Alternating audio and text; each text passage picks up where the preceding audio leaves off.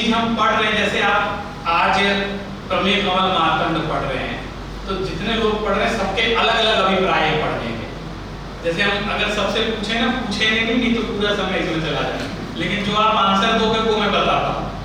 कुछ लोग कहेंगे मेरे कोर्स में है इसलिए मुझे वो पढ़ना जरूरी है, कुछ कहेंगे मैं उस पर पीएचडी कर रही हूँ ना इसलिए मुझे वो समझना जरूरी है, और कुछ कहेंगे हमको पढ़ाना है इसलिए पढ़ना जरूरी है, फिर कुछ कहेंगे हमको न्याय समझना है, हमने सारे न्याय पढ़ रखे हैं, जैन न्याय समझना है इसलिए पढ़ना जरूरी है।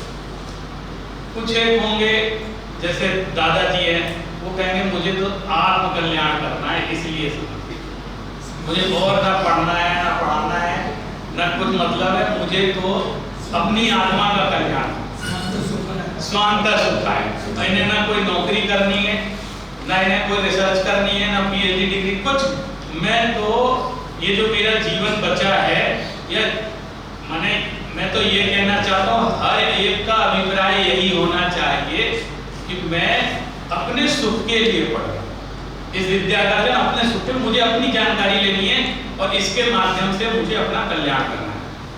कोई ये सोच सकता है कि न्याय ग्रंथ ऐसा उसमें क्या है कि जो खुद के कल्याण की बात कर रहा है, सम्यक ज्ञान के लिए, बिना सम्यक ज्ञान का कल्याण नहीं हो सकता ना, सम्यक दर्शन सम्यक ज्ञान चाहिए, तो पूरा सम्यक ज्ञान क्लियर करने के लिए सारा का सारा ग्रंथ जितना प्राणायाम किया गया उसकी दृष्टि से किया गया। तो जो इस अभिप्राय से पढ़ते हैं वो उस अभिप्राय को देखते हैं कि इसमें मुझे आत्मानुभूति प्राप्त हो रही है कि नहीं हो रही है और मैं कैसे समझ सकता हूँ। तो आचार्यों ने उसकी पद्धति के ग्रंथ निर्मित किए और उसमें उस अभिप्राय को मुख्यता प्रदान की, तो ऑटोमेटिकली नए के कई तरह से बहुत सारे भेद हो गए। जैसे मैंने आपसे कहा ना अभिप्राय का नाम नए होता है, तो मैं आपसे पूछूंगा अभिप्राय कितने प्रकार के होते हैं, कितने प्रकार के अभिप्राय होते हैं? यदि उसका कोई अनंत अभिप्राय है उसको हम काउंट नहीं कर सकते हैं। इसी तरह नए भी अनंत होते हैं।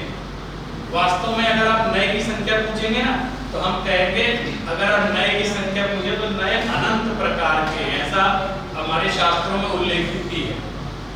एक जगह तो ये उल्लेख है, सिद्धसेन दिवाकर ने लिखा है, जावैया वयण वया तावैया होंति रायवाया।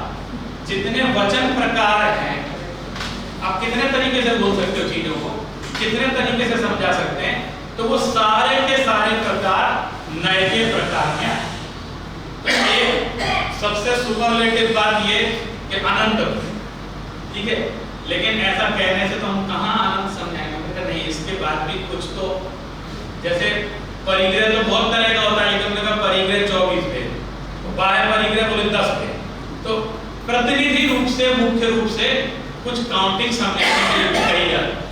तो उस व्यवस्था को समझाने के लिए दो तरह के नए के प्रयोग किए गए, पहला आध्यात्मिक, दूसरा सैद्धांतिक। आध्यात्मिक नयों में दो नए के नाम आपने सुने होंगे, एक निश्चय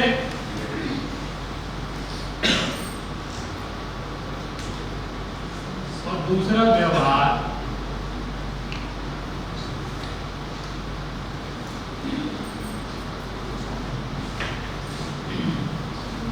इस नए की चर्चा मैं इसलिए कर रहा हूं कि आप पास थोड़ी सी भूमिका रहे। तो यहाँ जो ग्रंथ पढ़ रहे हैं उसमें इस नए का नाम नहीं, क्योंकि ये अलग दृष्टिकोण से करना था। इस नए की चर्चा इसलिए कि ऐसा ना हो कि हमने नए के बारे में इतना पढ़ा और इसका नाम ही नहीं लिया, ऐसा नहीं होना चाहिए। तो निश्चय और व्यवहार और बिल्कुल सरल परिभाषा इसकी क्या कर सकते हैं, बिल्कुल जीवन भर याद है। इस क्लास के बाद आप जाओ तो कभी जीवन में कोई इंटरव्यू में कहीं पूछ ले, कुछ समझना हो, आप कई जगह किताबें पढ़ेंगे ना, इतने उलझ जाएंगे आपको लगेगा जाने की क्या परिभाषा है, लेकिन एक लाइन में अगर आप याद करना चाहते हैं तो मैं आपको बता दूं, जहां पर आत्मा का अभिप्राय रहता है, स्वाश्रित कथन होता है, वो निश्चय नहीं कहलाता है। और सरल परिभाषा याद करने वाली संस्कृत में ही ठीक रहती है।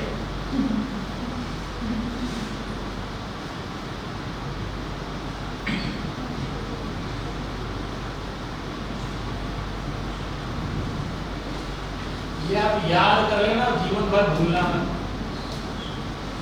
चेक भी करना है कौन सा नया है। कहीं भी कोई मतलब प्रकरण चल रहा है, कुछ भी आप पढ़ रहे हैं, कोई भी ग्रंथ पढ़ रहे हैं, तो ये किस इसमें क्या चीज की प्रधानता है, तो इस दृष्टि से ये मापदंड है आत्माश्रितो निश्चय। जो आत्मा के आश्रित कथन होता है, ये आचार्य अमृत चंद्र की परिभाषा है, मैंने नहीं बनाई है। आत्माश्रितो निश्चय। और दूसरा व्यवहार का क्या है, पराश्रितो व्यवहार। आत्मा के आश्रय से जो कथन होता है वो तो निश्चय का कथन है, और पराश्रित जो कथन होता है वो व्यवहार का कथन है। और बिल्कुल उदाहरण से भी इसको स्पष्ट आप समझ। मैं आपसे कहूं आप कौन हैं, आपसे पूछता हूं आप कौन हैं, तो आप क्या जवाब देंगे? जो आपका नाम है वो आप बोलिए, मेरा नाम ये है, मेरा नाम रमेश है, मेरा नाम सुरेश है।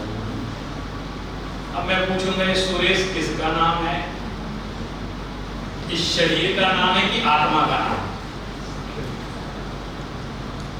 जब हम पैदा नहीं हुए थे तो मेरा नाम सुरेश था, और ये तो जबरदस्ती माँ बाप ने रख दिया, हमारी चली नहीं इसमें, तो जो नाम मिल गया उसी को ढो रहे हैं।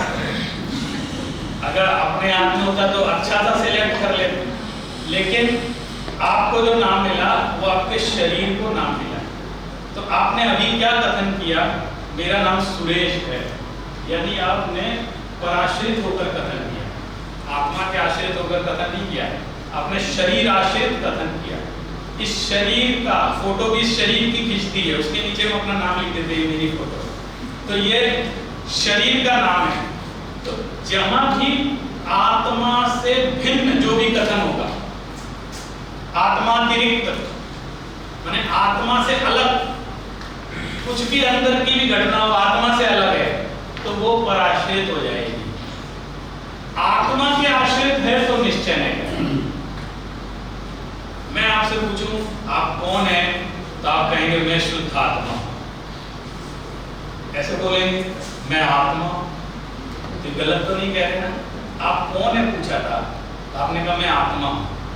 वो आत्मा हूं जो शाश्वत है, जो न मरती है न मारा जा सकता है इसको, जो हमेशा से थी है और रहेगी। ये वाला कथन होगा ना तो वो निश्चय नहीं करता। अब ये दोनों ही कथन जरूरी है ना, ये दोनों, इन दोनों से ही बात होती है ना। जब आपको अपनी चर्चा करनी होगी, आत्मा की चर्चा करनी होगी, तो निश्चय नहीं को समझे बिना अपनी शुद्ध आत्मा को समझा नहीं जा सकता। और उस कथन से ही सारी बातें शास्त्रों में कही जाएंगी। उस नए को समझेंगे तभी आप आत्मा, अशुद्ध आत्मा, शुद्ध आत्मा, इन सबको समझ पाएंगे, नहीं तो नहीं समझ सकते। और जगत व्यवहार जितना भी चलता है वो सारा का सारा पराश्रित है। अगर आप व्यवहार नए को नहीं समझेंगे तो बाहर की कोई भी चीज समझ में नहीं आएगी, क्योंकि ये बाहर से कथन किया जा रहा है। मान लो बात तो निश्चय में से कही जा रही है, और अब सोचेंगे व्यवहार में से तो वो स्पष्ट ही नहीं होगी। और बात व्यवहार से कही जा रही है और दिमाग लगा देंगे निश्चय में, तो आपको बात समझ में नहीं है। इसलिए ये दोनों में बहुत समझना आवश्यक है। कभी फिर कभी अवसर मिलेगा तो इस पर हम चर्चा करेंगे। अभी ये प्रसंग प्राप्त नहीं है, लेकिन मैंने इसकी चर्चा इसलिए की क्योंकि मुख्य नए निश्चय है व्यवहार। फिर दो प्रकार के नए ऐसे आते हैं जिसको हम वस्तु तत्व की दृष्टि से समझते हैं। अभी तक आपने इतनी चर्चा पढ़ी है यहाँ पर, तो इतना तो आपको पता चल ही गया होगा कि एक द्रव्य होती है, एक पर्याय। द्रव्य की ही अवस्था विशेष का नाम पर्याय होता है, और द्रव्य नित्य होता है और पर्याय अनित्य होती है। इतना तो अंडरस्टूड होगा जितना अभी तक हमने पढ़ा है, खासकर जैन दर्शन ऐसा मानता है। और ये द्रव्य और पर्याय भिन्न भिन्न नहीं होते हैं, उसी में द्रव्य की ही पर्याय होती है, उसके ही अंदर पर्याय, उस द्रव्य की पर्याय उसी में होती है, अन्यत्र नहीं होती। तो लेकिन इनके कथन में भिन्नता होती है कि आप द्रव्य दृष्टि से बात कर रहे हैं, पर्याय दृष्टि से। मेरा नाम सुरेश है, ये बात पर्याय दृष्टि से कही है। पर्याय दृष्टि से पर्याय, हर जन्म में तो मेरा नाम ऐसा नहीं होता, ये जो मनुष्य जन्म मिला है इस जन्म में ये नाम रख दिया गया इसलिए इस जन्म का नाम ये, तो ये पर्याय दृष्टि से कथन, और पर्याय हमेशा बदलती रहती है तो उस अपेक्षा वहां कथन होता है।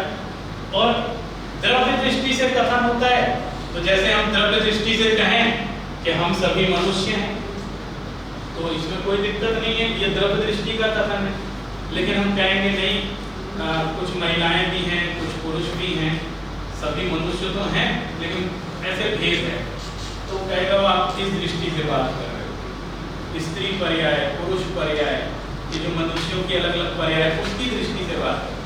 लेकिन हम सभी मनुष्य हैं, ये द्रव्य दृष्टि से बात। और फिर और ऊंचे ऊंचे जाएंगे तो ये सभी जीव हैं, तो वो उसमें त्रियंच गति के जीव भी आ जाएंगे, माने मनुष्य भी आ जाएंगे और ये पेड़ पौधे स्थावर ये सब उसके अंतर्गत आ जाएंगे।